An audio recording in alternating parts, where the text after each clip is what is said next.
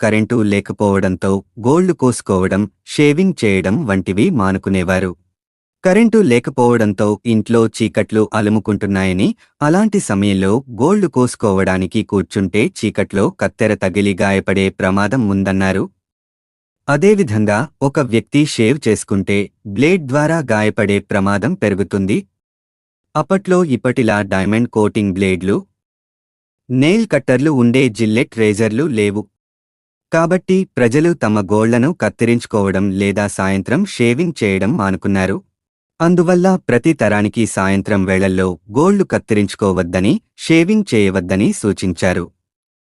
కానీ ఎవరూ నిజమైన కారణం చెప్పలేదు కాబట్టి ప్రజలు తమ పెద్దలు చెప్పిన వాటిని గుడ్డిగా నమ్మారు మరియు ఫలితంలో మాకు ఒక మూఢ నమ్మకాన్ని ఇచ్చారు. ఇది నేటికీ ప్రబలంగా ఉంది.